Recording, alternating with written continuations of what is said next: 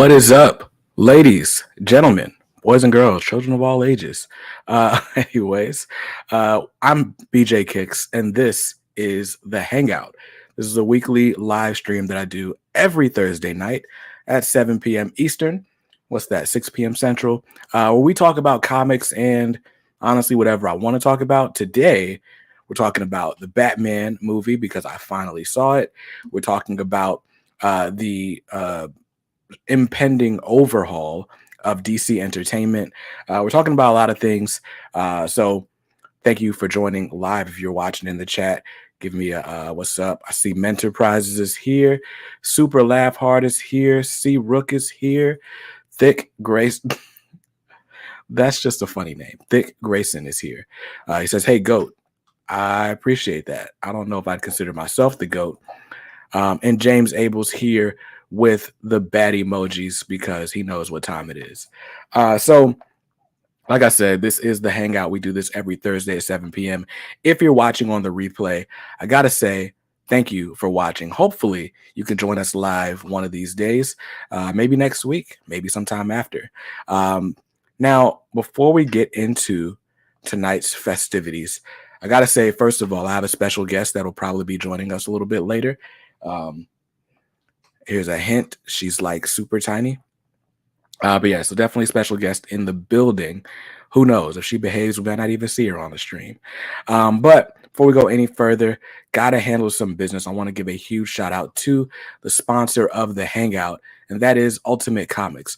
Ultimate Comics has 4 locations in the Raleigh area.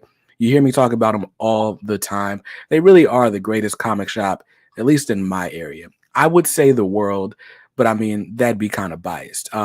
Just a heads up, Free Comic Book Day is coming up on Saturday, May the 7th, and every Ultimate Comics location is looking for volunteers to help pass out books.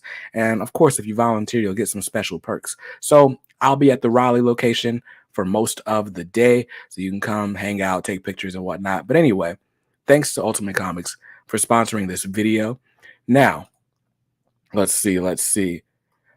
Oh, you guys are already in. We're already talking about the Batman movie. We're gonna reel it back in for just a second. Now I am gonna be going like super quick through these topics, just because. Full disclosure: my wife took my oldest daughter to like a special surprise thingy for little girls. I don't know, and so I am watching Squeak, and we're in a room full of comic books, and she's very handsy. Oh, you want to come up here? All right. Say what's up, Squeak. Say hey. You see yourself? You can't have the microphone. You can't. It's not for you. So this is Squeak, if anyone's not met her yet. She is my youngest daughter. She's a year old, and she likes doing whatever I'm doing. You excited? Okay, you still can't take that though. All right, so we got a bunch of people here. Tom's here. What's up, Tom? Haven't seen you in a minute, maybe a couple weeks. Hope you're doing well. Super Laugh Hard says Mini BJ. Squeak, you cannot have the microphone. Okay? So Tim says, what's up, Squeak? Mary says, oh, baby. And C. Rook says, before Batman, Boba Fett Blood Ties has 3 weird continuity errors. Is Boba Fett Blood Ties, is that like a novel serialization? What we got going on there? That's not a comic, I don't believe. Yeah, so let me know what Boba Fett Blood Ties is. Here you go. Now, in regards to Super Laugh Hard says, good luck with this broadcast. Right. That's why it's going to be a short show. It is a comic series. Word. Didn't know that. So, yeah, so we got a couple of topics. It's really just 2. I finally saw the Batman film, and it was good. I really enjoyed it. I'll talk a little bit more about my overall thoughts here in a few. I feel like I'm low. There we go. I was kind of low in the frame. But yeah, I'll talk about my overall thoughts a little bit here in a few. But watching the Batman, being like thoroughly impressed with it, kind of had me revisiting like everyone's thoughts on this whole DC or Warner and Discovery merger, right? So I got to be honest, I don't follow like comic book gossip necessarily. Like I certainly read news articles, but so much of comic book news is like speculative. It's like he said, she said. It's like the sky's falling. Something crazy is going to happen in 3 days if DC doesn't do this or that. And so I kind of tune a lot of comic book news out. But there was an article that came out, I want to say last week. What are you trying to do? There was an article that came out last week where they're talking about overhauling DC Entertainment. And I thought it was super interesting, so I'm sharing it here. So this is an article from Variety, and it broke, 1 week ago today, April 14th. There's Warner Brothers Discovery exploring an overhaul of DC Entertainment. I won't bore you by reading the article on stream, but I'll give you the gist of it. Basically, Warner Brothers or Warner Media merged with Discovery lately. So AT&T is finally out of the content business. They sold Warner Media, so HBO Max is now owned by a new company that was formed by this merger called Warner Brothers Discovery. Very creative. So the CEO of this new Warner Brothers Discovery group basically just made a few statements about where they see like them recovering the money for their investment. Long story short, they're like $3 billion in debt or something crazy after making this acquisition. And so the CEO, whose name is, what's the guy's name? Zaslav. I think it's David Zaslav. Was basically just like, David Zaslav. It's basically talking about like turning DC into its own solidified content vertical. To put that in layman's terms, they're trying to make DC its own version of like Marvel Studios or the MCU and all that. So more closely aligned content strategy, like certainly, if not an interconnected universe, at least like a clear brand strategy, as opposed to, what it feels like we've been getting lately, which is just DC throwing stuff at the wall to see what sticks. So the article is interesting in that the example that's given, or one of the things that's said is like, hey, DC's got an opportunity to really like capitalize on some of these B-list characters. Think of like, the MCU was built on Iron Man, who was like a C-list at best, right? And so you got all these people. You got Green Arrow, you got John Stewart, you got all of these different characters who haven't seen the light of day lately, especially not in the comics. And this new CEO is like, yo, let's leverage some of this. Now, the big thing, and it's like Sugarman just said it, they're trying to get someone to sort of man that strategy, kind of like Kevin Feige is to the Marvel Universe. You dropped it. Why'd you drop it? But yeah, so they want somebody like Kevin Feige to kind of take the reins. One thing that did seem concerning to me, and where did he put it? It's in here somewhere. Basically, what he said was, when it comes to the Kevin Feige type figure that they want to hire, they're not necessarily looking for a creative person. They're looking for like a business person that can really say, all right, we got all these different divisions. Let's cut the fat over here. Let's really like streamline this operation and make for the best successful version of, this new business. I think, I don't know. We're comic book fans, so we're going to be like all iffy anyway, right? But I think not knowing all the divisions and all of the different employees and groups that they have in this new Warner Brothers Discovery company, who knows how much effort is being duplicated when it comes to programming and content and strategy and all those things. But it sounds like there's definitely going to be a bunch of people losing jobs.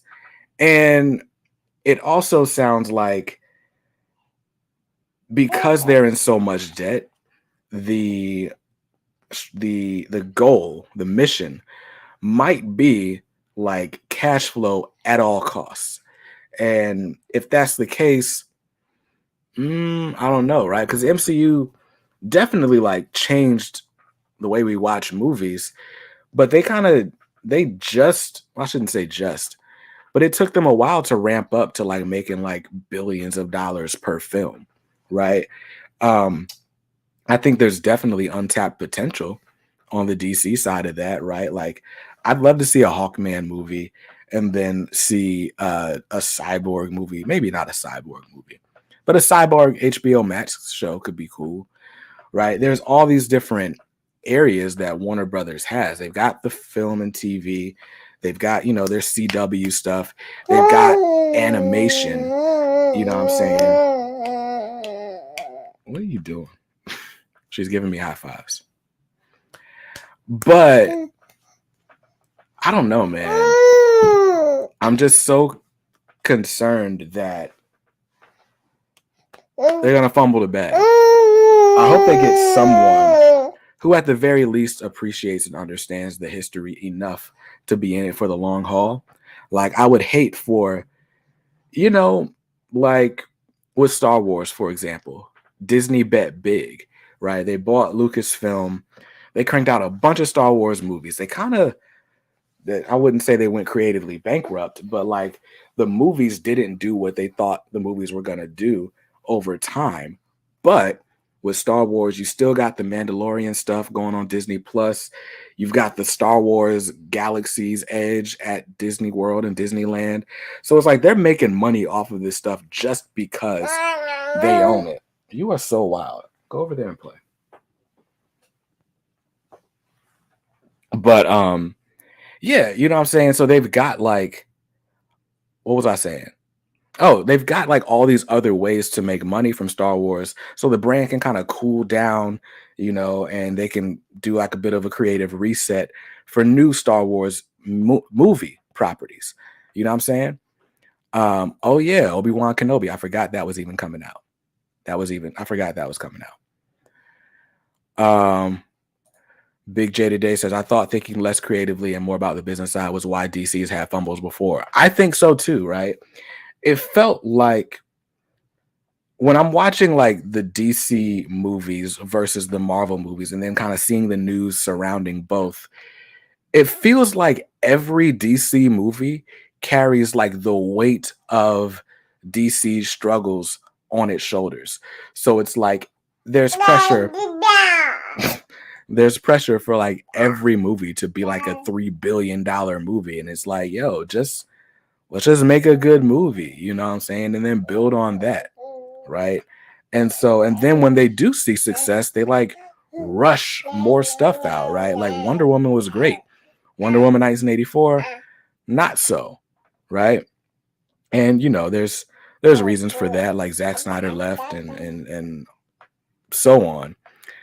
And it's so weird to have this conversation. And like I said, because I don't get into like gossipy stuff. And so like I feel like some of these conversation kind of borders along that. But just putting my fan hat on and speculating, right? This article, what I'm seeing here, looks promising to me, right? Like I love the idea of a more strategic approach to, hey, this is going to be the DC universe in media, right?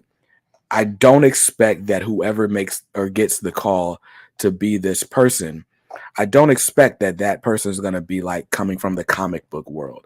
Like, I don't think it's going to be like Jeff Johns or I don't know, somebody floated the idea of Alan Moore. You think Alan Moore wants to run like DC films? Like Alan Moore wants nothing to do with any of this stuff. Let's see. The Wokenado says, my bad. The Wokenado says they need to try and bring in someone who understands the material but isn't trying to reinvent the wheel. I agree.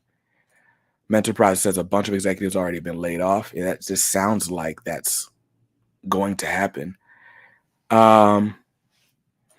Be really cool to see a Green Lantern Corps show, like a Hal Jordan. and Jon Stewart buddy cop beat. Oh, my bad. I am kind of burying the lead here. Hold on. I made squeak a bottle before we got started. Just make sure this is thoroughly mixed. You're excited? All right. Thank you, Jesus, for this food. Amen. All right. So she's about to be asleep. Look at her. But yeah, so like, there's definitely money to be made if they're willing to figure it out. I agree. I think overall, this is like an interesting development for sure. My man says you can look at the base problem with Star Wars. Made the first, fired the director. Made the second, undid the work in the first, poor reception again. Made the third, brought back the original director. Yeah. Because again, it just feels like the weight of your universe shouldn't lie with one movie. Like I think you really got to just kind of be in it for the long haul, build something, allow the fans to kind of catch the vision or catch up with the vision, and then allow that fan swell to like make it bigger, right? Like I think that's how the MCU did it. But the question really is, can you afford to ramp up, right? If you're bleeding cash, if you're $3 billion in debt, can you afford to spend like hundreds of millions making these movies and you're not getting, a return on it quickly? You know what I'm saying? That's the issue. Like with Disney and Marvel and all that, it was like the first movies didn't have like the biggest budgets in the world, but Disney was already Disney. Like they own ABC and ESPN and Disney World and all this land and all this stuff. So it was like they had profitability. They had like other areas of the business that was business where they could float it, right? And theoretically, AT&T had something similar going with that, but they were just bleeding cash everywhere. Like the 5G business wasn't great. The content was too expensive to make. The streaming wars are insane. Like at least Disney had a library of content, like years and years and years of content. Disney wanted to just reissue DVDs or Blu-rays of like The Lion King for the next 20 years. They could do that, make money on TV revenues and all that stuff. But, with Warner Media, they've got their movies. And so they got to like really do it big. Right now, if you own DC and you own all this content, like that's a lot easier than paying for screen adaptation rights and putting things out that like haven't been tested in the market. You know what I'm saying? You still can't have the microphone. You know what I'm saying? So there's definitely an untapped potential there. And that's really my only thoughts on the situation. Tom says, nobody thought about Guardians of the Galaxy comic for years until they did the movie. DC could do Metal Men or Challengers of the Unknown and make them a hot property. I don't know. There's definitely a tightrope that you have to walk between. What are you doing? I'm just going to let her rock. But there's a tightrope that you have to walk between like making something relatively unknown cool and just making something that so many people don't know about that no one cares about it. You know what I'm saying? Like, even with, okay, they're not gonna be able to hear me if you're doing that. But even with, you know what I'm saying, like Iron Man had a cartoon when I was a kid. So like it wasn't all bad. It wasn't like completely unknown. My man, so let's talk about it, says, let's see what Michael B. Jordan's going to do with the Milestone universe. What do you think will make that successful? The biggest thing is doing something that people at least have some understanding of, right? I think that's why Batman does so well, because the name is so big and there's so many different ways you can do it that you're never going to do a Batman movie besides maybe Batman and Robin, where it's like everyone is just super against it. Everyone's like universally pans it. That's not going to happen with a Batman movie because there's been so many iterations over the years. You've seen Batman with Scooby-Doo. You've seen Batman branding people. You've seen Batman throwing people off buildings, right? But with some of this milestone stuff, you know, most people have seen, or I shouldn't say most people. Some people are like mildly familiar with Static, and most people know nothing about anything else milestone, right? Even people who were fans of it like in the 90s and 2000s when it was happening were like, oh, I knew there was Static, but I didn't know there was a whole universe. So if you're milestone or if you're, you know, DC or whatever, that's not the microphone part, babe. But if you're DC, you can't like lead with hardware necessarily, right? You can't lead with Blood Syndicate necessarily, because that's not what people know. That's not like top of mind for people. But with Static, you can at least like in your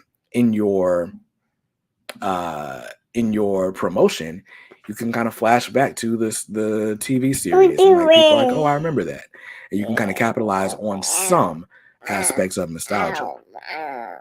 You're just gonna talk all through the stream. So yeah, let me stop covering up the baby's face, right? Super Laugh Hard says Batman and Robin was awful. I agree. Mentorprise says hoping eventually down the road aspects of the Bat family will be explored in live action films. Yeah, I guess like yes, Swamp Thing was great. We loved it. I don't know why Swamp Thing isn't still a thing or why it got canceled. I never like really looked into it. Why don't you play with something else? Hold on. Here, play with this. She's like, no, I want that. But yeah, hoping eventually down the road aspects of the Bat family will be explored in live action films. I feel like the hard part with that is with the Bat family, that means you got to put an age on Batman, right? Like, how old is Batman taking in a 12-year-old? And then is it really going to be a 12-year-old? Are you going to now have that? Are you going to have that 12-year-old grow up on screen alongside Batman? And if you are, is the guy playing Batman going to want to grow with that role like Wolverine did? Like, gosh, is it Hugh Jackman? Like Hugh Jackman did with Wolverine? Like, there's a lot. There's a lot. Like, most people don't take superheroes seriously enough to play them for 10, 15 years, right? Robert Downey Jr. being an exception, you know? Be careful, babe. I don't want you to hurt yourself. This thing is sharp. Let's see. Sugarman says, the Bat family has a special place for me because I've read all those characters grow up. True. But, like, the other thing is, our TV and film audiences, are they going to be in it for the long haul? Like, do you expect that they're going to just watch Batman every time, you know, or is it going to be like, okay, cool, the Dark Knight trilogy was cool, you know?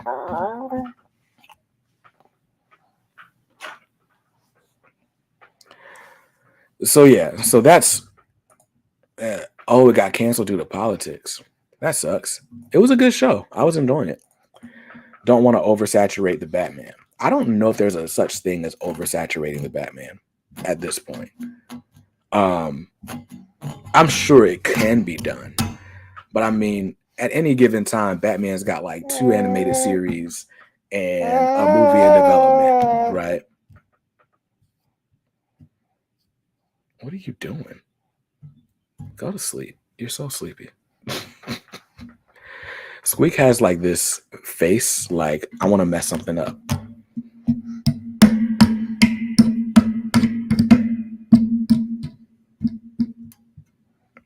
They can hear that. You're just beating on the microphone. Flip side of the coin, the Batman is the #1 DC property. True. The thing is that comics are not as mainstream as the movies, and I'm all right with that. Yeah, that's one thing that, like, you know, I think we forget as comic book fans that the comic audience and the movie audience are definitely different audiences. You know what I'm saying? Like, Just because you like the comics doesn't mean you're gonna like the movies, and vice versa. And I don't think you have to. I really don't. Squeak's gonna be Baby Hulk in a couple years. She's already Baby Hulk. T-Bone says, "I like your sidekick. Appreciate it. Appreciate it." Are you having fun? She's like watching herself on screen and then just doing stuff. You gotta chill out. But yeah, like the comic audience and the movie audience are very different audiences. And I think we gotta be okay with that. All right. Play with it. What if I won't do that? Because it's still dangerous. Marvel fandom definitely shifted pre-phase 3 and post-phase 3. Yeah, like you put it down, babe. It's still right there. Please be careful. She's gonna smack this thing and like cut her finger. But I'm gonna put you somewhere else. Hold on. Let go of that.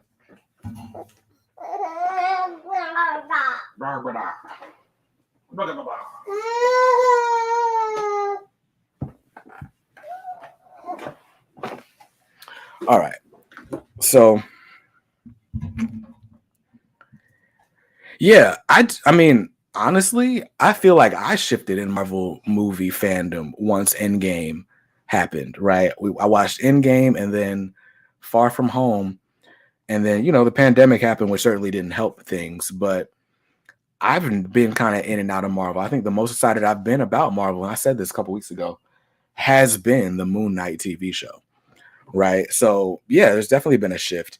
I didn't watch The Eternals. I didn't watch Black Widow. I'm excited about Doctor Strange and the Multiverse of Madness, and I watched No Way Home, and that kind of got me back excited, but depending on what else they got coming in the pipeline, like, I don't know. I mean, I'm a comic book fan, so I'll probably go ahead and watch it, but still. What's the first comic book movie you'll show her? My wife and I watch a lot of the DC animated universe, so she's seen a lot of Justice League and Justice League Unlimited already. She was in here earlier when I was watching the Batman, so I guess she's seen the Batman already.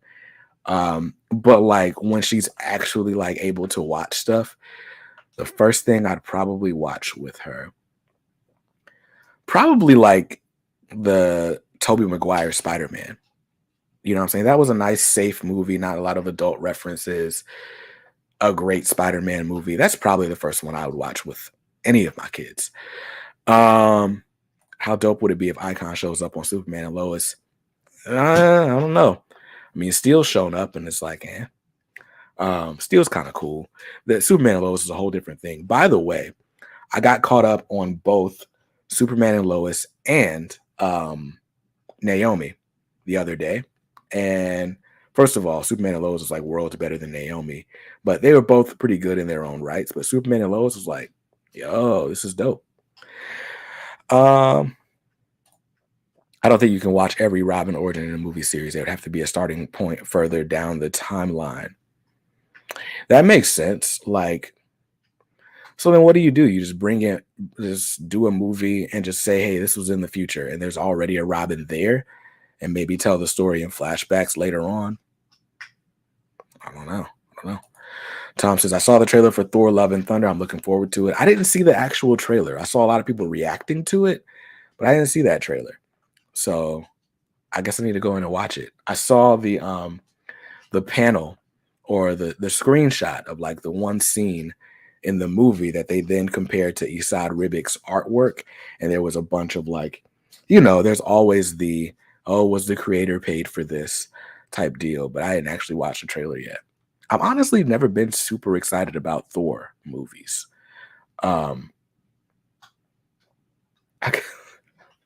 is going to sound crazy, but in my head, Thor has always been like Black Panther, but like for white people, right? Like, not to make it a race thing, but that's just kind of the vibe he gives off. Like, if you're not a Black Panther fan, you can kind of easily see him as like token Black character, right? And that's kind of the vibe I get from Thor.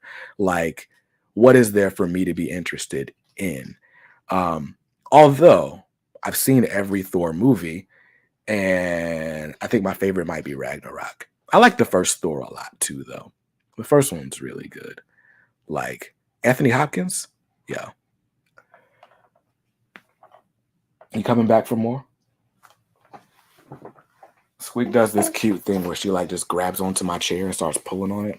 You still can't have the microphone. she's plotting. You can't have it. This is facts though. Like, tell me if I'm wrong. Do you guys get that same vibe? Let's see. Mentor Prize says, I've been interested in reading the Jason Aaron Thor run. Fun fact, really? I just ordered the Jason Aaron Thor Omnibus. It'll come in next week from OPB. But I ordered it. You can't have the microphone. I ordered it specifically because everybody says that's the run to get into. Like, if you want to get into Thor, get into that run. And I mean, Jane Foster becomes Thor, like everything that, or at least a bunch of stuff that's happening in the movies currently is inspired by that run. So, okay, if I'm gonna get into Thor, it's probably gonna be this run. But I also want to read Simonson's Thor because that one is equally revered. Do not shove that in your mouth. You can't. Can you swallow that? You can't swallow that. Look, my wife is going to go back and watch this stream and be like, why would you give her that? Let's see. C. Rook says, Thor is for people that think they like Norse mythology but know nothing about it. I know nothing about Norse mythology, and I think that's why Thor works. I don't know. For me.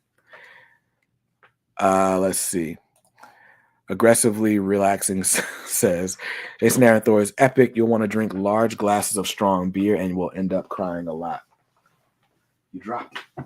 There you go. What's interesting is, like, I don't drink. So if it gives me that response, then it's got to be epic. So let's talk about it. So he's really into the current Hulk. It's been okay to me. It's been fun. It's been out there. And I like fun out there stories here lately. But I don't know, up to this point, I've only read up to issue 4. And it's kind of been like take it or leave it for me. Let's see. How do you feel about the sequel to Into the Spider-Verse being delayed to June 2023? I feel really sad. I love the first one. I loved the first one as well. I didn't necessarily need a sequel to Spider-Verse. I kind of, between Spider-Verse and No Way Home, I feel like the multiverse thing is getting a little tired. So, like, I'm fine with giving it a little bit of time to breathe before they bring it back. And I don't know. I kind of feel like the first Spider-Verse was like lightning in a bottle. It was like a perfect animated movie, had all the feels. It was great. It won all kinds of awards. Sequels, animated sequels specifically, seem to like never live up to the hype. Like, I mean, I'm a kid that grew up on cartoons, and I grew up specifically on Disney movies. And I can't think of a single Disney sequel.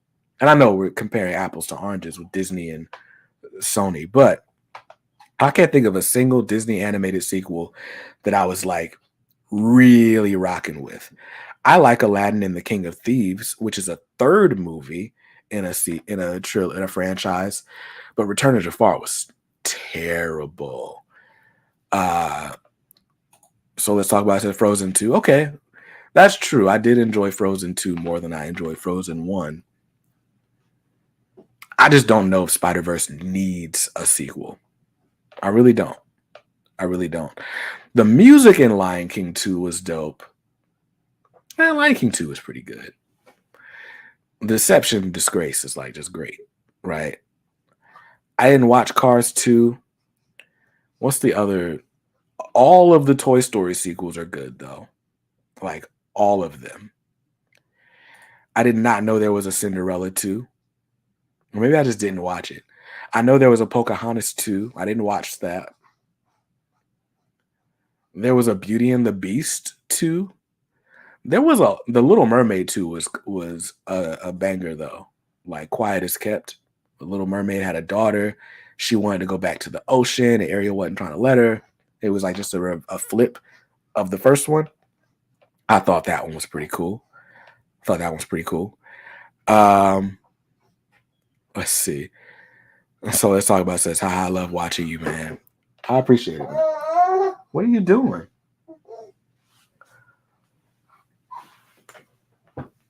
Back for the third time. You still can't have the microphone.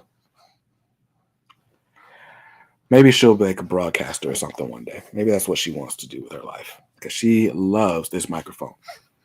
The Cinderella trilogy? There's 3 of them? Why are there 3 Cinderellas? And that's my thing, right? Like, it's a fairy tale. Like, do you need a sequel to Jack and the Beanstalk? Jack and the Beanstalk 2. Unfinished business. Like what? You fight an ogre instead of a giant? Bruh. Right? Like, I don't get it. Red's Comic Corner says, I missed out on Disney films as a child, saw a majority of them in my adult years. Word. Nah, so in my house, we were a Disney house. Like, for a very long time, I didn't see anything that wasn't Disney, like, ever. So there's a lot of movies that came out during, like, my childhood. Like, even, like American Tail or We're Back, the dinosaur joint. I've only seen, like, 2 Land Before Times. Like, there are so many not Disney movies that I've heard are like just universally hailed as classics, and we didn't see them because we were like straight up Disney kids. So yeah, here they might be doing a third 3-man and what is 3-man? 3 men and a baby. Really? See, it's just like, what are we talking about? Kevin said, what are we on right now? We talked about the DC universe getting a revamp. That led into us talking about Into the Spider-Verse 2, and that has led into a tangent about animated sequels that were completely unnecessary. And I feel that Into the Spider-Verse 2 or Across the Spider-Verse or whatever we're calling it is going to be along those lines. Like, the first movie was perfect. We could have left it alone at that.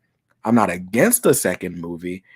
I just am not super optimistic about it. So yeah, that's where we are and how we ended up on this. Let's see. Iron Giant 2 should get made as a Fast and the Furious crossover. Okay. You know what? My wife and I watched Iron Giant not long ago. Like a few weeks ago. Key and Peele as Bunny and Ducky were worth the price of admission alone. Wait, did somebody say, oh snap? The woke NATO says, here's a hot take. We didn't need Toy Story 4. I mean, I don't know that that's false. Like, I went into Toy Story 4 just as pessimistic as I feel about Spider-Verse 2. Like, what are you doing? Say hello. Oh, now you don't want to talk? I went into Spider-Verse 2 with I went into Toy Story 4 feeling like Toy Story 3 was good enough, like we don't need it. They gave the toys to Bonnie. What are they going to do in a 4th Toy Story movie? But I mean, spoilers for Toy Story 4, which came out like 3-4 years ago. With Toy Story 4, they wrapped that thing up so tight. Like, if they did another Toy Story, they'd have to do it with like all new characters. And I was like, that was the closure I didn't know I needed. Didn't know I needed that closure. So it worked out. Somebody says, aren't they coming out? Baby. Yeah, you're sleepy. Just go to sleep. Stop fighting it. Mentorprise says, aren't they coming out with a Buzz Lightyear origin movie? Yes, yeah, but it's an origin of the astronaut that inspired the doll.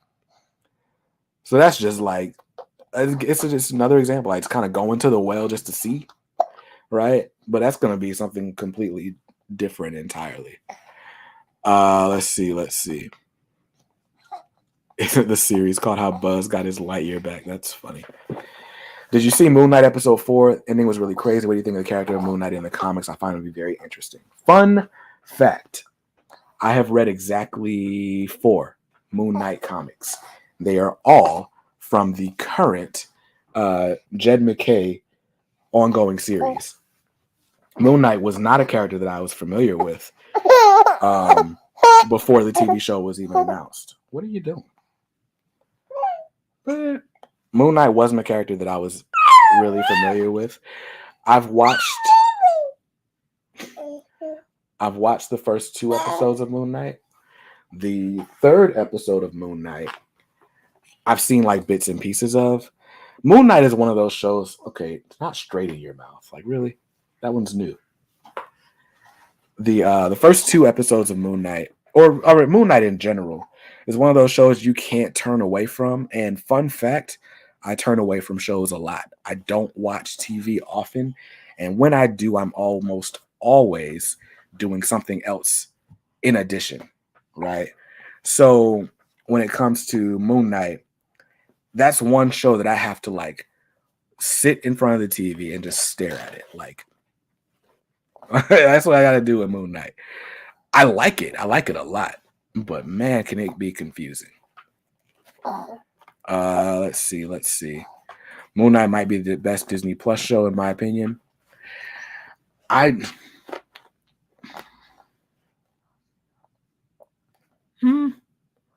It could be. It could end up that way.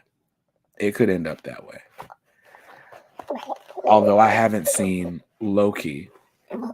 I've seen most of Captain and the Winter Soldier, or Falcon and the Winter Soldier.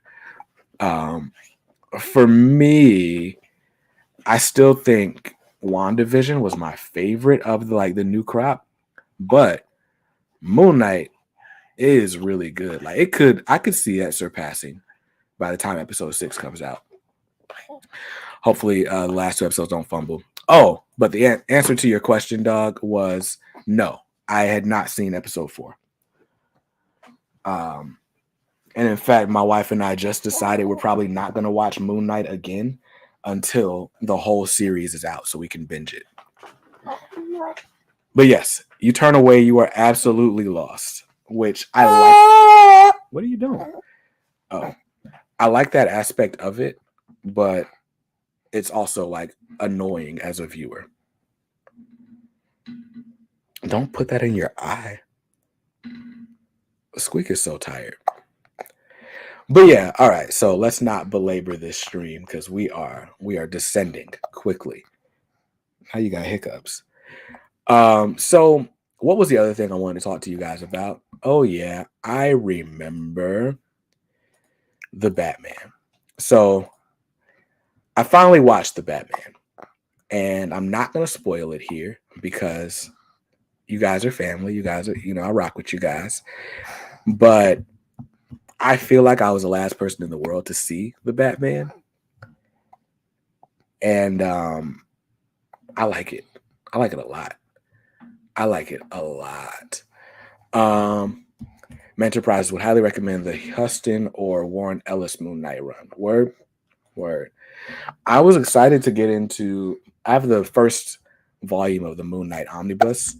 And that's like the original Doug Mensch, Bill Sienkiewicz stuff.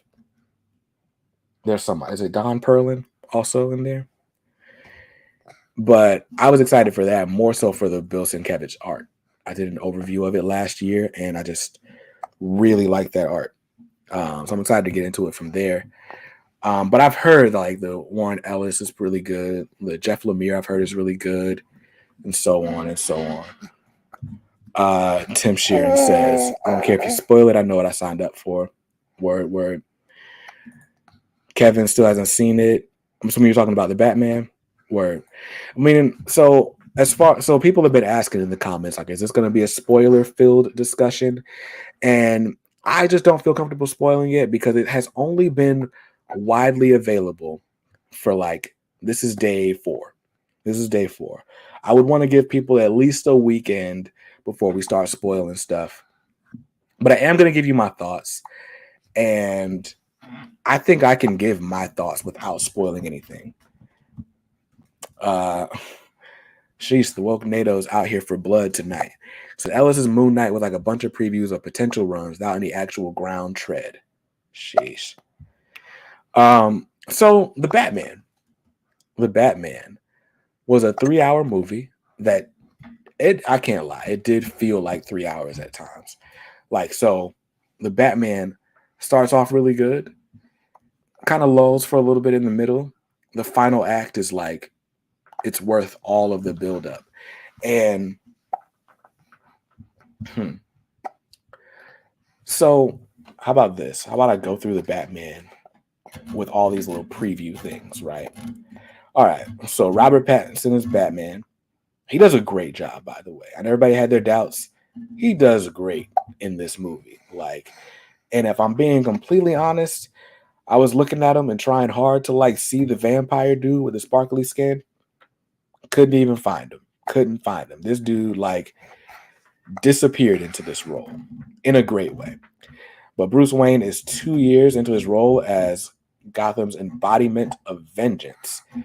Questioning his family legacy. Okay. That's interesting. Zoe Kravitz almost says Zazie Beetz. That's funny. Zoe Kravitz is Catwoman. She does a great job as well. Like the casting in this movie is awesome. Colin Farrell's Penguin, he does good too. I didn't know he was Colin Farrell fan. And then Paul Dano as the Riddler. All right. So I'm going to give you my first view thoughts because I only watched the Batman once all the way through, and I just watched it today. So I'm just going to give you my gut reaction. My gut wants this to be my favorite Batman movie, although I can't skip it ahead of The Dark Knight. On first watch. Maybe on rewatches I will. But what I love about this movie, okay, I gotta put this up a little bit, Squeak. What I love about this movie is the stories that this movie references, right? Like you get a lot of, and the woke NATO is right ahead of me. He says lots of long Halloween influence the whole way through. And I loved that. I really, because I mean, you guys ask me like very often what my favorite omnibus is. And I always say it's Batman by Jeff Loeb and Tim Sale. And good Lord, did they not like read that omnibus, turn some stuff on its head, but also give you all the criminal underworld, mob ties, Gotham vibes that you were missing, right? So what else is here? Gallery. Just look at some pictures, right? All right, so they got Ulysses Claw as Alfred. That was the one thing I was like, I didn't need him as Alfred. He did all right, though. He wasn't bad. I just didn't need him in that role. Like, you know how, like, they always put the same dude?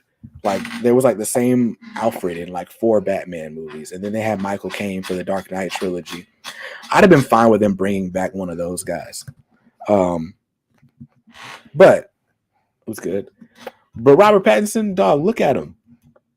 I mean, I don't really watch a whole lot of movies, so I wouldn't have seen any of the indie stuff that he did. But look at him. Squeak, you're going to break something. Stop. All right. So.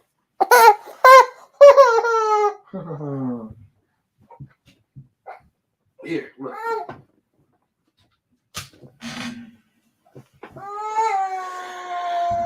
She's mad. She'll be all right.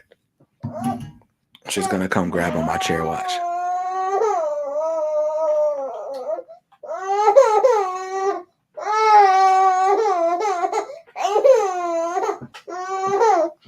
You're not even saying anything. Look at you. Spoiled. But anyway, Pattinson was great. This dude, the dude from gosh, Do the Right Thing. I mean, he was in plenty of things between Do the Right Thing and now. That was like 1985.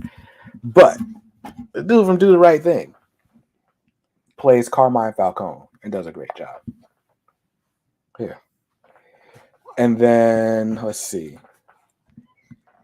Oh, this. All right. So now we got it. I'm trying to give you like broad strokes overview of what I loved about this movie without like just straight up spoiling stuff.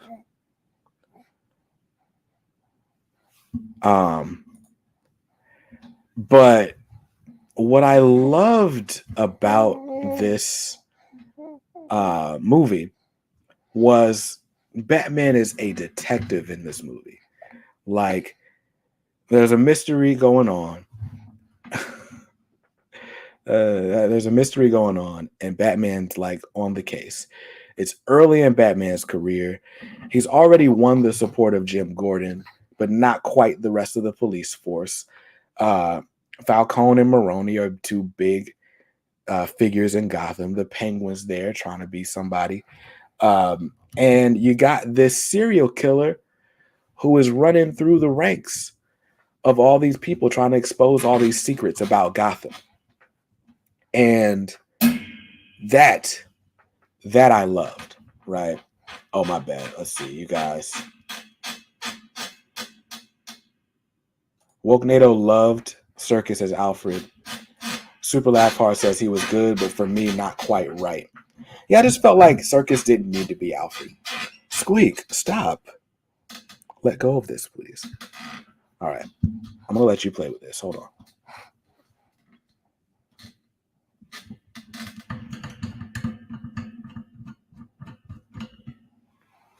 Here, take that. All right, so we're raw dogging this microphone. There is no windscreen. You're going to hear all the I won't do it. You're going to hear all the sibilance, but it's all good. So, yeah, you've got the Riddler is basically a serial killer type who is playing the role of like domestic terrorist trying to unearth a bunch of secrets about Gotham and just how bad Gotham is. And that is, it's so good. This is, again, I only watched this movie one time, right?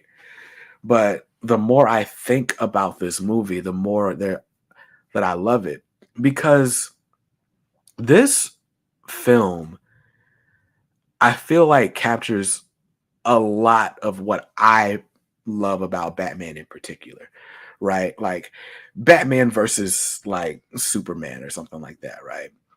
Superman's going to be fighting aliens and stuff, but Batman is going to be fighting like the power, right? He fights for Gotham. He fights the mob in Gotham. He fights corrupt politicians. And this really kind of exposes the underbelly of Gotham in a way that no other films have, right? Because every other Batman film that I can think of really is highlighting like the supervillains, right? And I guess that really kind of puts in to, or calls this portrayal of the Riddler into the spotlight, right? Like Paul Dano's Riddler. Is it Dano? That dude as the Riddler is like, he's sinister. He's a great villain. And that's another thing, right? I just love the Riddler. I love the Riddler as a Batman villain, right? Like, because I grew up on the animated series, and some of my favorite episodes were the Riddler putting Batman in situations where he's got to think on his toes, or there's consequences, and like for example, in Batman Hush, right, or just in recent years in general, the Riddler kind of comes across as like a guy who thinks he's smart, but is always like 8 steps behind Batman. In this film, the Riddler is like formidable. He keeps Batman guessing, he keeps him on his toes. Batman never feels like the overpowered, overintelligent um, guy that's going to easily or handily save the day, right? And not to get into like the third act too much, but you feel that. Like you don't walk away from the film feeling like good, Batman saved the day necessarily. Um I would clarify that statement, but then I'd be spoiling something. Let's see. Super Laugh Hard says if Matt Reeves nails the next two films, he will have made the best Batman trilogy. It certainly would be my favorite. And you know what? I think The Dark Knight lifts the Nolan trilogy way too much for me. Like The Dark Knight makes Batman Begins better in my head. Although The Dark Knight Rises just wasn't my jam. But anyway, I love the portrayal of Gotham, right? I love that Gotham has secrets. I love that Gotham's secrets run deep. I love how Gotham's secrets affect Bruce. And I won't spoil that aspect of it, but I love that. I love, yeah, Gotham is really a character in this film, and it's great because of it. Super Laugh Hard says, I like that Batman wasn't yet the finished article as the world's greatest detective. Agreed. Batman was definitely still early. He's only been Batman for 2 years in this movie. And it very much feels upstart, right? Like where Christopher Nolan's Batman or Christian Bale's Batman, he's got Lucius Fox in his back pocket. He's got access to every bit of technology you may ever want. He's already trained with like the world's greatest martial artists. Like he's already that dude. So like theoretically, no one stands a chance against him, which is why the threats have to become so outrageous, right? The Joker's got to be like just completely unhinged in order to be a formidable opponent. And Bane has just got to be like ridiculously hulking, overpowered, like blah, blah, blah, right? But in this film, Batman is new on the job. He doesn't quite have the trust of everyone. He's not as confident in his skills. He's very much, he lacks discipline in a way. And he's clearly like this angry dude who needs to be reined in at times. And boy, is that a great struggle to watch. And it makes everything just super compelling. What's going on? All right. But yeah, so that makes everything super compelling. This is a good point. Carrie says he lacks the heart that Dick Grayson gives him. This is true. And like Alfred is not, he's not like the know-it-all voice of reason that you've seen in the past, right? Like, well, he's certainly still a voice of reason, but not in like the surrogate father way that we always see Alfred, right? Let's see. Super Laugh Heart says, I like the scene where he was literally winging it. Word. T-Bone says, seeing this in IMAX was incredible. I will say that watching this on my TV, and I watched it on the TV that's right behind me. So, I mean, it was big enough. You know what I'm saying? 1 second.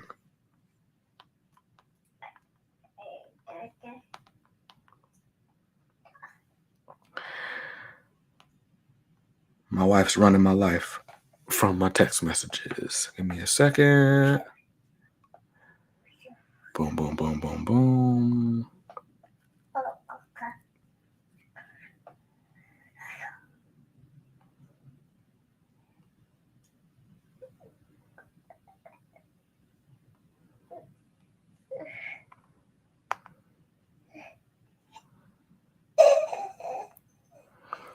Squeak, stop that. Squeak does this thing where she likes to make like a gasping sound, like she likes that noise for some reason.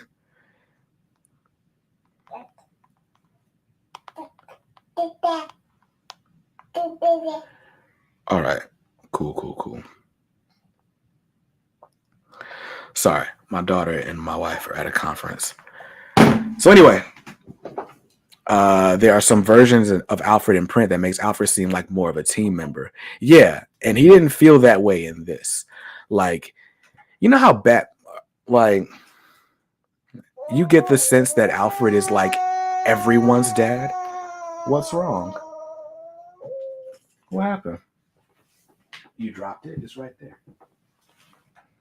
You get the sense of like Alfred's everyone's dad, and Alfred's got all the contingency plans and all that. That wasn't this Alfred. That wasn't this Alfred.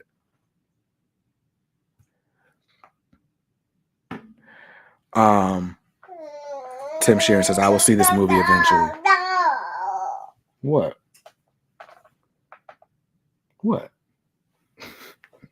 It's right there. Squeak is so independent, but she loves being up under me as well. It's funny. Oh, I would be remiss if I did not mention Jeffrey Wright's Commissioner Gordon. Like, you know how there was all this uproar, and I shouldn't say, was it all this uproar?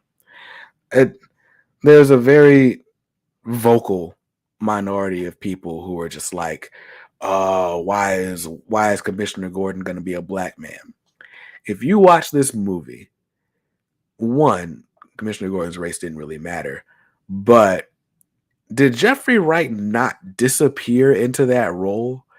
Like, I for one, you can barely tell that he's a black man, mostly because of the way they did the color grading in this movie. The whole movie is like shades of gray and sepia tones.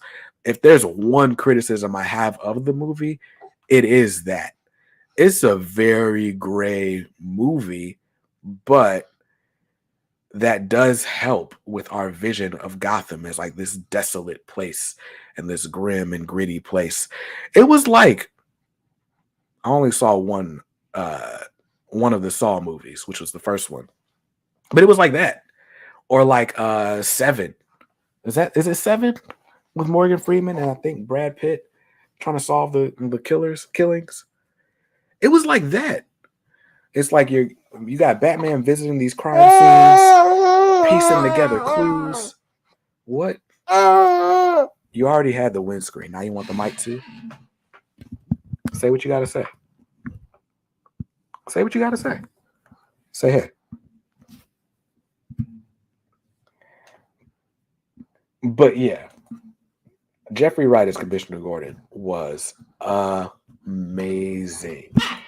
But you see, it wasn't even so much that it was dark.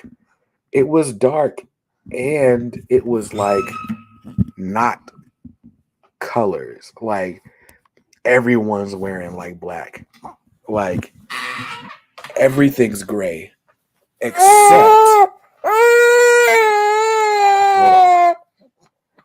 let's see. Can you talk about the storyline and scene set up without spoilers? Yeah, I can do that. Why do you want the microphone so bad? We'll keep it next to you then. So, all right. So the storyline. This movie is basically Batman versus the Riddler, but the Riddler is not. All right, you gotta stop bouncing a bit. The Riddler's not like Jim Carrey. He's not like your sinister super villain, maniacal, like ha ha ha ha. He's not that. He's more like a serial killer, like a domestic terrorist, kind of, but like demented in a way that only the Riddler could be. But basically, you've got the Riddler killing these influential people in Gotham, right? And you're trying to figure out, okay, why are these people dying? Some of them are mobsters, Some of them are police officers. Some of them are like, higher in government. As a matter of fact, I think they start off with like the mayor of Gotham. And so you're getting all these like high... All right. You're getting all these deaths of like these influential people in Gotham. And along with their deaths, you're getting these stories about the history of Gotham and how corrupt it is, right? And so you get the vibe that whoever it is committing these murders is doing it because... Hold on.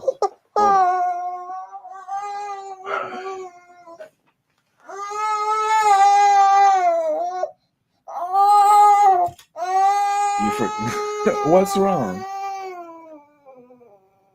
You're fine. She's so mad.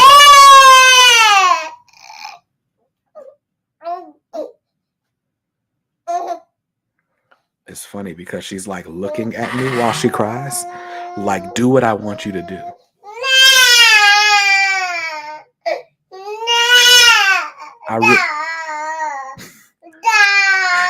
I really wish I had another camera.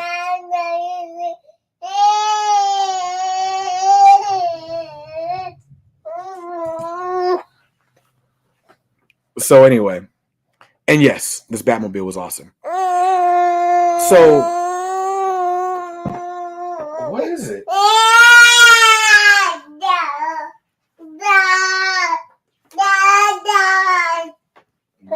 You just want to get up and walk around?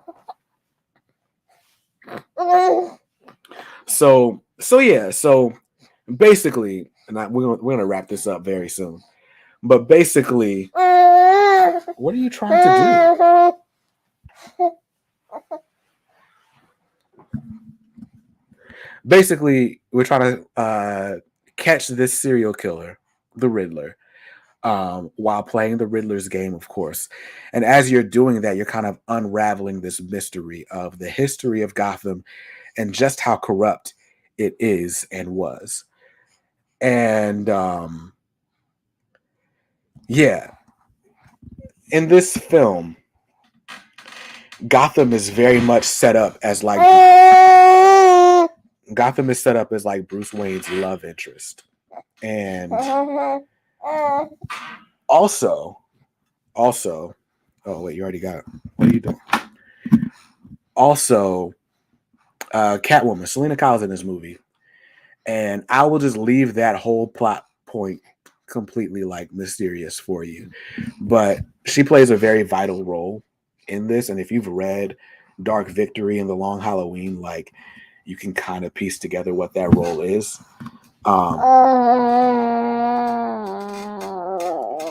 So yeah, but she's great. She steals the show in a lot of ways. What are you doing? That is really not a toy. Can you at least push it up so they can hear me too?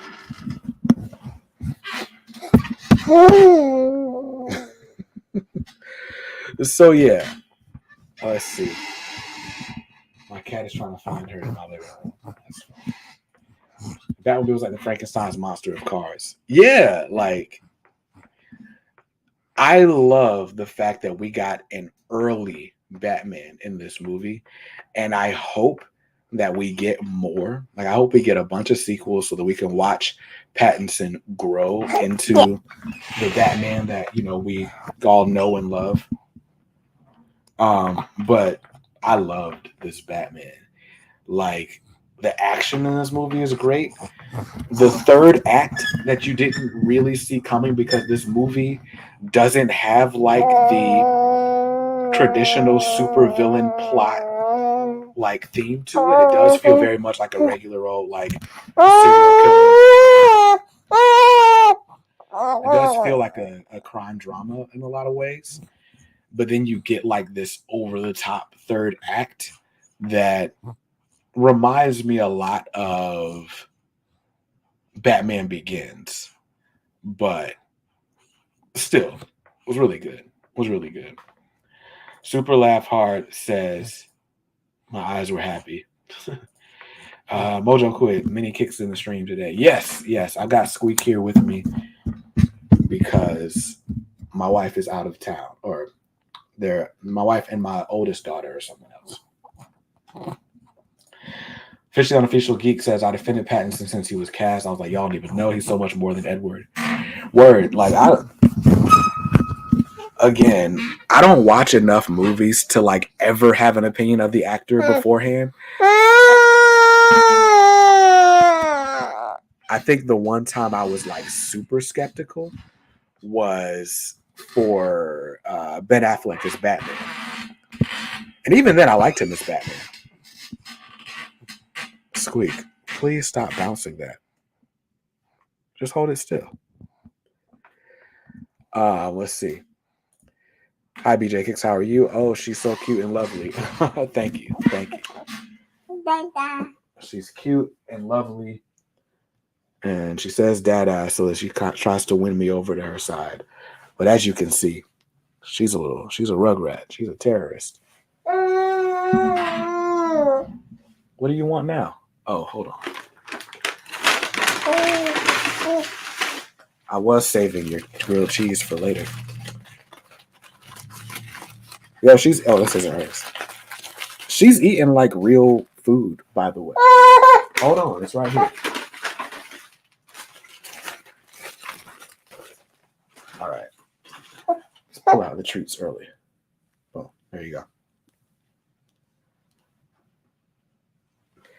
But let's see.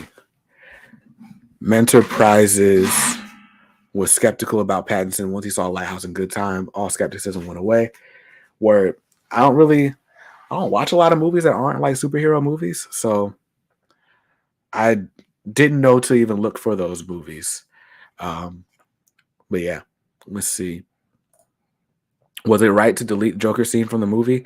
I have not seen the Joker scene that you're talking about. I remember it went out. It was all the rage like a week ago, and I purposefully avoided it, but I forgot about it until the very end of this movie.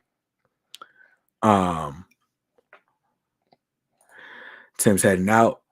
Great stream. Got to head back to working on your comic. Yo, good luck with your comic, sir. See you later.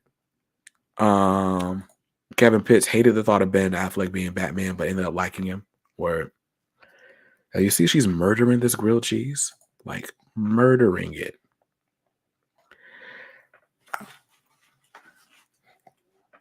But I will say, and all right, I'm gonna spoil the very end of this movie.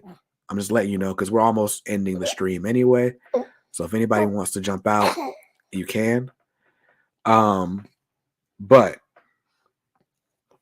sorry, I gotta rip up this grilled cheese into tiny pieces for her to eat. But the movie ends with a scene, presumably in Arkham, between the Riddler and who we assume is the Joker, right? And the line that the Joker says that like kind of ends the movie is, everyone loves a good comeback, or something to that effect. The movie ended 3 times. Word. And so obviously you can make the inference that Joker is going to be in the sequel. And I don't know that I need another live action Joker yet. And I get it. It's been a minute since The Dark Knight. Dark Knight came out in what, 2008? So I guess it's been long enough, but I just don't need another Joker. I loved, and this was a theme of The Long Halloween, right? The Long Halloween was Gotham leaving the era of mobsters and like crooked cops and whatnot and entering the era of colorful costumed supervillains, right? That was a big part of what The Long Halloween was. You can't touch the keyboard. You can have that though. Oops, you dropped it here. And so, with that being said, I could see why in the next movie they would like put the Joker in, but I really don't care to see the Joker in the next movie. Okay, this is good news. Ultimate Power says Reeves confirmed that Joker won't be in the next movie. It was just to show he exists in the universe. Okay, I'm down with that. BJ says, what were your favorite comics pick of the week? I've only read 2.5 comics so far. I read some of World's Finest. I read all of Flash and all of Wolverine number 20. It was Flash 781. Of the three, my favorite is probably Wolverine 20 so far. It was a Deadpool focused issue, and I liked Deadpool's interaction. But the book I was most looking forward to, I think, was Wolverine this week. So who knows? Batman Superman World's Finest could probably take that crown. But yeah. Trey says, hey Squeak and BJ and everyone else. Yeah, I spent all this time like ripping up this grilled cheese sandwich, and you see she just snatched the rest of the sandwich out of my hand, and the pieces of grilled cheese are just scattered across my desk. You just want it as a trophy? Or you're just gonna go straight for the crust, huh? BJ says, can I be your homie and I will support you as much as I can, or you can? Sure. I mean, you guys are all the homies. Join the K Squad on either Facebook or Discord. Links are in the description below. And yeah, there's always that's how you can support. You have the option to send super chats. I never ask for them, but you know, that's a way to show support. But just watching the channel is enough support for me. Joker was used sparingly in comics for many years and for good reason. I agree. The Stop doing that. She thinks it's funny. She's looking at me and laughing.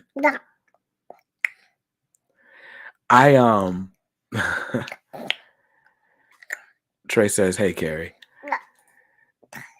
But what was I saying? Batman's got a good enough rogues gallery. He's got so many people that you can focus on, which is why I loved so much that the Riddler was the focus in this movie. Because he's one of my favorites. But I mean, you got Penguin right there for the taking. And there's an avenue here for Penguin to ascend. I'll say it like that. What's up, Doug? There's an avenue here where Penguin can ascend. I want to see more of Gotham's underworld being transformed. That's what I want to see if they do a sequel. And who knows if that's going to happen since DC or Warner got sold and all that. Is it bad that I want to see the ventriloquist? Oh, I've never seen a live action ventriloquist, but in this world, in this Matt Reeves verse, that would be cool. That would be cool to see. It would look cool. I'm down with the ventriloquist. Who else would I want to see? I would love to see Barbara Gordon. Like, for this iteration of Jim Gordon, for him to have a daughter who becomes a vigilante alongside Batman, I just want to see that play out in this version of Gotham with this supporting cast. Scarecrow. Yeah.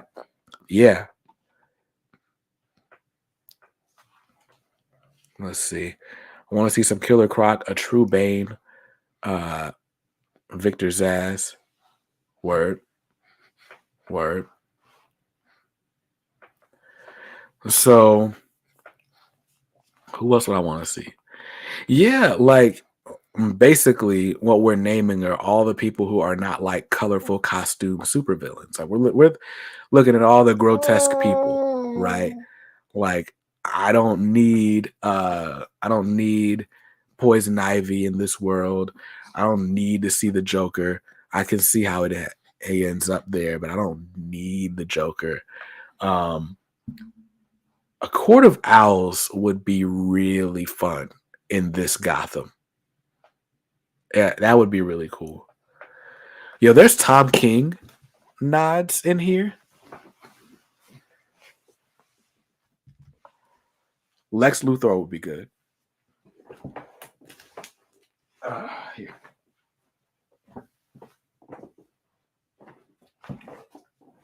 That's the other thing. Squeak just decides she wants to like jump out of my arms and like, onto the floor and doesn't quite understand that somebody's got to put her back. She can't just jump. Let's see. Hush. I could see that. A Hitman cameo would please me. When I say True Bane, like Nightfall, jacked up on Venom. Word. Maybe I'm just scarred from the last portrayal of Bane. And I'm just like, Who else would I want to see? I'm looking through my Batman omnis to see like, okay, who was the villain? Who did I like? I would love to see A Court of Owls. I would love.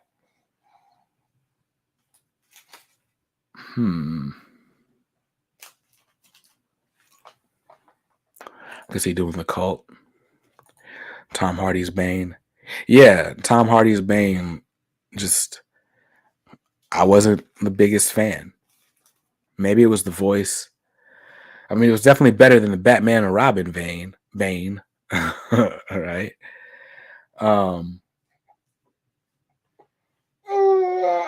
What's up now?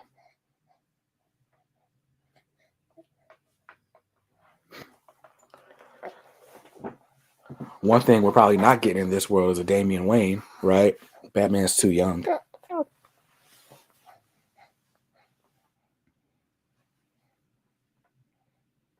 Get your grilled cheese.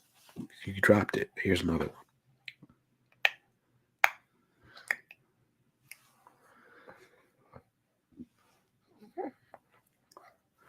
Tom Hardy's Bane was okay, but he wasn't big enough. How big does he got to be? You want The Rock beating up on Robert Pattinson? The Rock, dude from the Green Mile, well, he's dead. John Cena. I don't know who else could be. Who could be like a huge person as Bane without like CGI?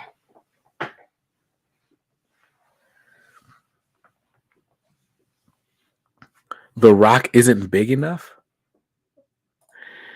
Yo, BJ, after the merger of WB and Discovery, how's the future of DC looking? I'm no fortune teller. I don't have any insight on the future of DC Comics. I don't know anybody at DC Comics. I have only a passing online familiarity with Dennis Cowan, who is a freelance worker for DC Comics. Well, he does own Milestones. Maybe that's a little bit more than freelance. But I mean, I don't have any kind of ties to DC upper management. There is nothing. There's nothing to that I can say that's any sort of definitive take on the future of DC Comics. But I don't think DC is going anywhere. Like, there's a lot of like speculation that, oh no, the companies merged, they're gonna shut down the comics division. As long as the comics aren't losing money, as long as they're not like hemorrhaging money, I think the comics division stays right where it is, right? That's not what's making the losses, unless you're just hiring way too many people to publish them. But DC's already been through mad rounds of layoffs before the Discovery merger. So yeah. Toyomic says, I think CGI technology is there. They did well with Venom. They can make a huge Bane. I don't know, man. One thing that worked really well for me with this book or this movie was that it felt real. All the effects felt practical. It wasn't a whole lot of CGI and needless explosions and all the stuff that like some people like crap on Marvel for. And so I feel like if you do a CGI Bane, then all of a sudden, you know what I'm saying? Like it kind of takes away from what I think is charming about this one.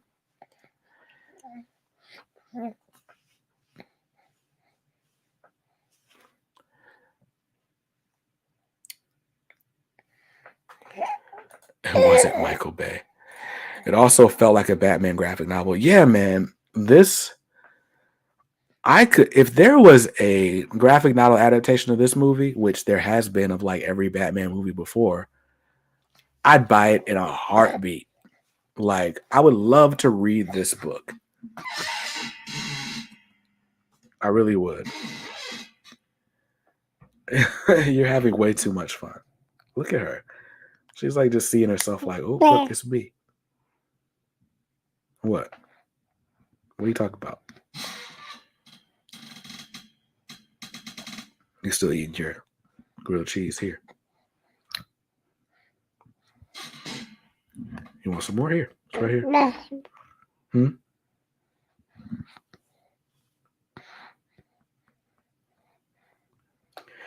But yeah, so long story short, or long, because it was definitely long, you got to go see this movie. This movie was great. It's on HBO Max, and it's worth it. It's worth it. It's worth it. It was so good. It was so good. It was worth the wait.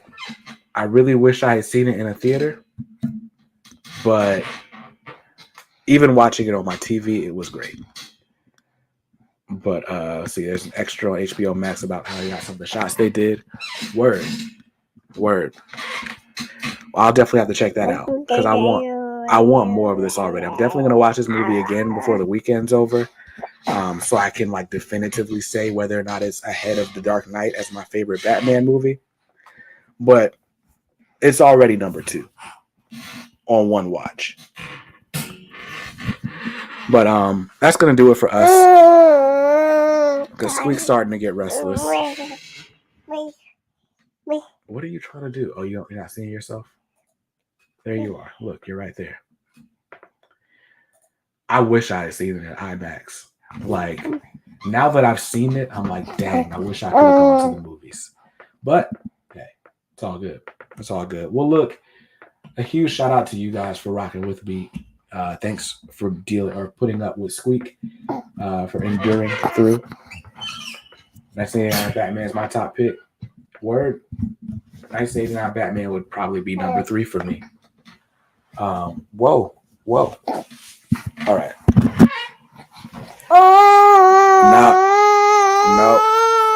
No.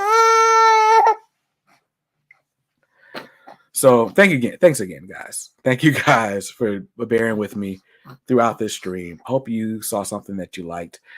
Thank you to Organic Price Books for sponsoring the Hangout. Make sure you use my coupon code to save some money. And also, shout out to Ultimate Comics for sponsoring the Hangout. Free Comic Book Day is coming up May 7th, Saturday, May 7th. They're looking for volunteers. So if you would like to volunteer for Free Comic Book Day, get you some extra swag, definitely do that. I'm going to see you guys in another stream very soon without this one here. And until then, I hope you saw something you liked. If not, that's cool. You can always buy what you like. Just make sure you read what you buy. And be nice to others, because kindness makes the world go round. Peace. Say bye, Squeak. Say peace.